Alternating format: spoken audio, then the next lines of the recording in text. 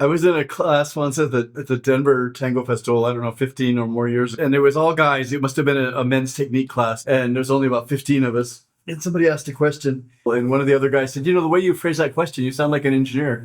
And the guy said, well, I am. And then the other guy said, well, who else is an engineer here? Every single person except me raised their hand. Sabelo Todo presenta Los Mayordomos del Tango.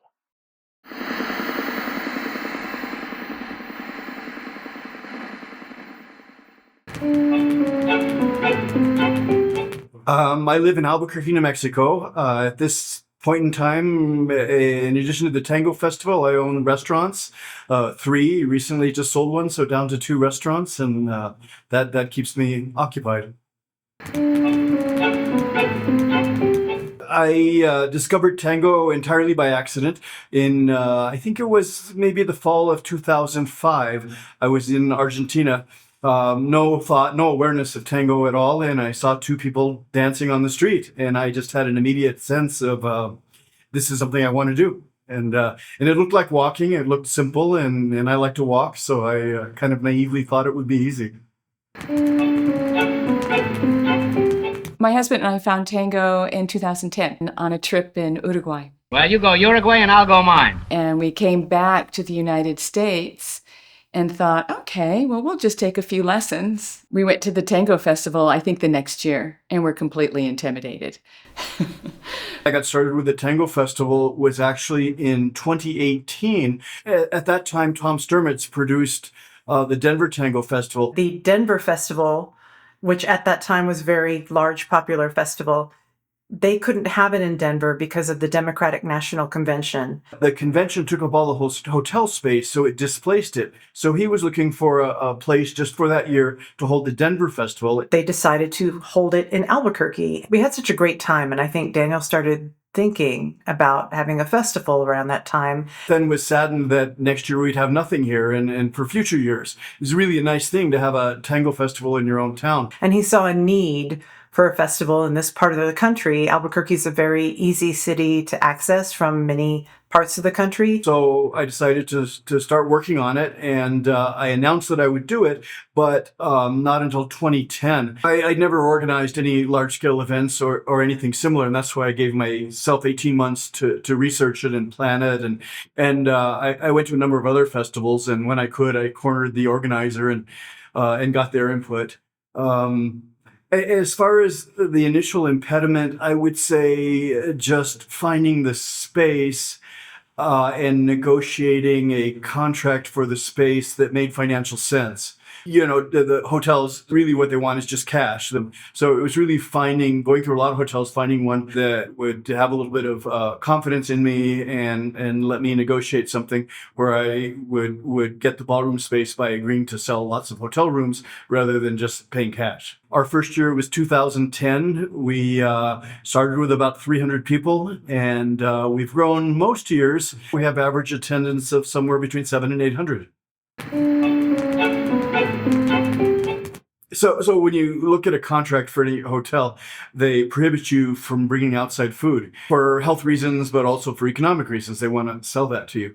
But there's almost always an exception to that, and that's cake. Because when people get married, they want to bring their own wedding cake. So if you look at any hotel, they will have that exception. And so we kind of exploited that. We said, well, is there a limit if we're allowed to bring cake? Is that 1, or can we bring as many as we want? And so that's how it is that part of our brand, part of our trademark over the years has been that we have very large cakes for every milonga. And they're illustrated. They always have edible photographs of the DJs and the instructors. But that's how that came about, was just kind of getting around that contractual prohibition on bringing food in. Yeah, the first few years I got all sorts of hate mail. I used to regularly get hate mail. People would write to me and say, oh, that's terrible. It's really unhealthy. You need to have vegetables. You need to have...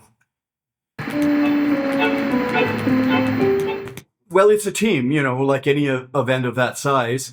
It's myself year-round, and then I have a manager, and then I have usually at least 2 assistant managers. Those are paid positions. So Daniel Boardman has been my boyfriend for 18 years on May 13th. And so people assume that we produce the festival together, but we don't. And even when I tell them that we don't, they say, "Oh, sure you do." And I like to say I'm an unpaid consultant. He bounces a lot of ideas off of me, and I tell him what I think, or I make suggestions.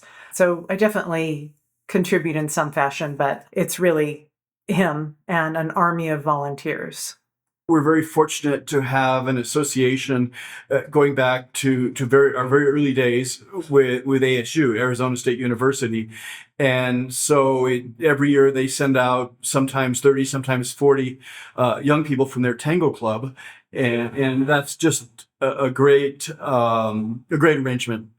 And so, yeah, that's it. Myself, 2 to 3 managers, and about 40 volunteers. I have a personal relationship with probably the majority of people that come. I mean, I'm terrible at recognizing faces, but yet I know, more than half the people there, and people know me by my name. So it doesn't feel like any typical or other business I've been involved in. Yeah, I feel a little bit more like a host.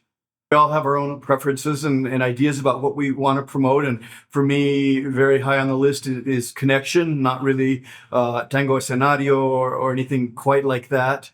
And then within that, I kind of have a balance of different styles because this festival is not about one particular style. Every organizer makes decisions about what to emphasize, what not to do. More people are going to go to a festival where those decisions resonate with their choices. And so one of the things that we have done from day one is I decided to de-emphasize the performance component to make this festival very much about just the experience of dancing tango. We have virtually no performances. The only performance is one teacher dance at midnight on Saturday night. So one tanda, that's it. No individual performances. So, I didn't take up tango to be a spectator. I took up tango for the experience of dancing it. And so I think that's the case with a lot of people. I've been friends with Daniel since we started dancing tango, and I've lent him equipment, sometimes cords and things for his DJs. I've hosted his teachers and enjoyed him so much as a person and an organizer. And when he invited me to DJ the first time, I felt like it was a real honor because he's a very thoughtful organizer. When he asked me, I felt like it was a big compliment because his whole organization, it's very, he puts it together very carefully and very thoughtfully. He had the vision and courage to take on a whole festival in Albuquerque, and to work with Daniel is just the easiest thing in the world. Just a pleasure to work with in every way. Apart from making good business decisions about the festival, Daniel has a huge heart, and I think it takes a really big, generous heart to make a festival great, and he puts all of his heart into it. In 2018, I ended with some very late Desarli with Pomar and Serpa. It was very romantic, and the elegance of Desarli of that period is just unsurpassed. And then I played after Kumbarsita. I played La Bohème with Charles Aznavour, and there was a couple on the floor that I believe met at that milonga and danced. There was a spark right from the start, and they ended up as a couple, and they got married, and happily married to this day. Yeah. Thanks to your music. That's quite a honor and compliment.